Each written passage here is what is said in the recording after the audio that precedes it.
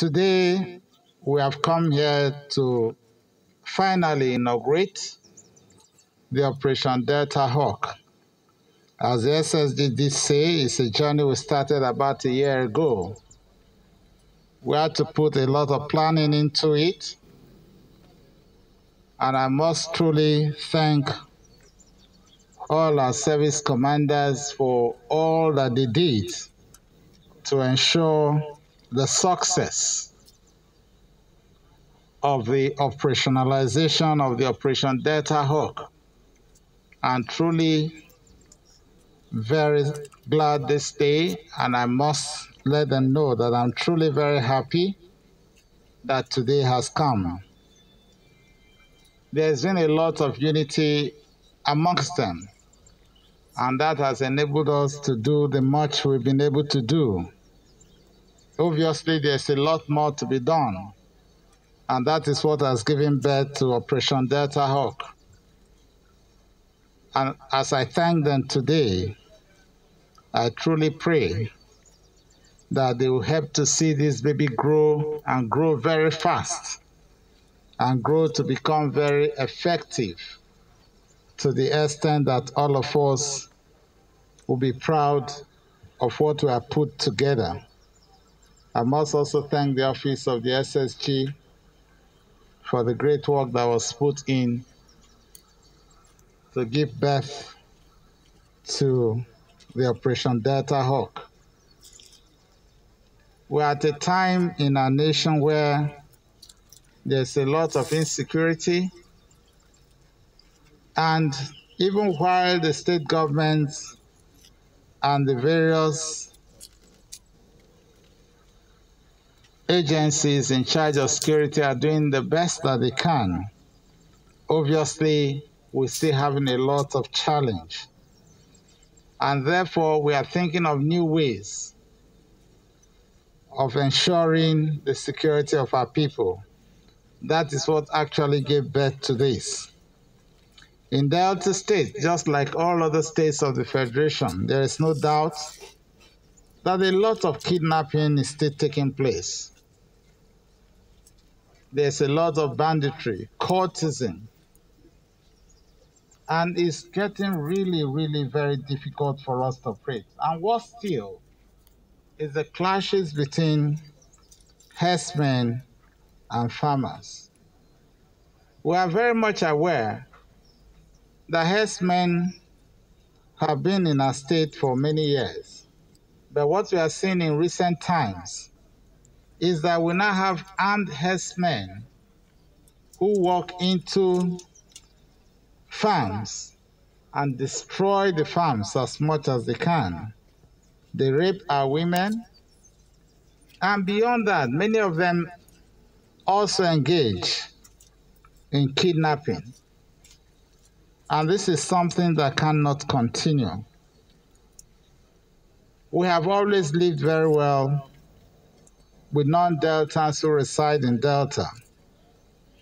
And there are lots of Hausas and lots of Fulanis and Igbos and many other ethnic nationalities that have lived in Delta. And they have lived so well with our people. Many of them speak our languages, and they have attended their schools, and they have gotten children that have grown up to become real adults and even elders within communities. We do not want anything that will soil this relationship, and therefore there is a need, obviously, to fish out the bad eggs and to ensure that those who have incursion into the states only to do evil through kidnapping and destruction of farm crops and raping of our women should be stopped. For many of our children who are into cultism and begin to destroy lives and property, it ought not to be so. So we must rise up to this challenge because our people need to be secured. And this actually led to the thought process in the State Security Council, and that is what has given birth to the Operation Delta Hawk. The Operation Delta Hawk on its own cannot work alone because they need the cooperation of the communities. They need the cooperation of our traditional rulers, our opinion leaders, our youths. They need to have information. They need to have guidance. And I'm aware that in many of our communities we have vigilante groups, which we are already constituting into a reformed group that will now be named the Community Security Corps. Just to remind the SSG that we have already passed that law and we have signed the law. I think he forgot because he was saying that we're going to the legislation. We have already gone past that stage. We have signed the law establishing the Community Security Corps. What we're just about doing now is that we're identifying all of them to be profiled by the Department of State Services and the Nigerian Police, and thereafter they'll be engaged in one form of training and the other. And I believe that that process is starting off already because a lot of them have been identified and they are progressing through the security screening. We believe that they will need to work very closely with the officers and men of the Operation Delta Hawk because working together in synergy, a lot can truly be done to secure the state. I'm glad that the command center is ready and that the body armor has been provided because when the man who is going out to battle realizes that he's kitted and well kitted, his commitment to that battle is much stronger. And I believe that our officers and men are ready for this job. I want to thank our commanders for choosing the men that they have chosen. I want to also use this opportunity to thank all those who have been chosen because it's a difficult assignment that you've been called upon to do. But I believe that the confidence is there. That is why the particular men and officers that have been chosen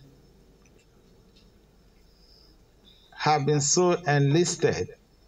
It's a trust that the commanders have reposed on them. And I believe that we are confident that they will go out there working with the Community Security Corps to do what is right, to secure our people, to secure our nation. I'm glad that all commanders are here today. I want to thank you once again for the great job that you've been doing, and most importantly, for the unity amongst you, because that has helped us a lot in this state.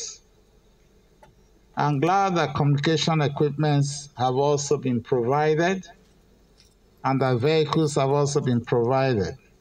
By the special grace of God, in the first quarter of 2021, we'll be providing more vehicles because we know that the vehicles provided thus far will not be enough for the job that is at hand. We will do all within our reach to provide more vehicles as quickly as possible.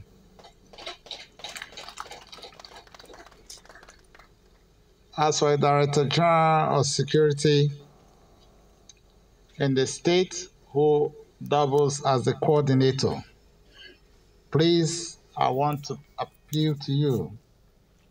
It's a 24-hour job that you've just gotten yourself engaged in. You must ensure that you work very closely with the officers and men and to ensure that they lack nothing and to ensure that the coordination between them and the Community Security Corps is such that it's seamless, and that they also have a close relationship with our traditional rulers across the various communities for both information and intelligence gathering. We had announced this several months ago. We were slowed down by the COVID, but now that we are going into operationalization, it is my hope that both in this Yellowtail season and thereafter, that will grossly reduce the level of insecurity to the barest minimum in the shortest possible time. Deltans are watching, but as they watch, I seek their prayers, I seek their partnership, I seek their cooperation. They need to offer support to the Operation Delta Hawk and for the organized private sector. I believe that they have a role to play to offer support in terms of both logistics and also vehicular support to the Operation Delta Hawk. Nothing is too small, nothing will be too big to support this great team that has been put together. It is my prayer that God will help us and strengthen our officers and men to produce the required results, and we shall return all glory to Him, the Father. I welcome you all to this ceremony, and I'm truly glad that after my very short, do I call it now vacation or rest, 6 days off, that the first assignment that I'm undertaking truly in returning to the state is this very assignment to inaugurate the Operation Delta Hawk.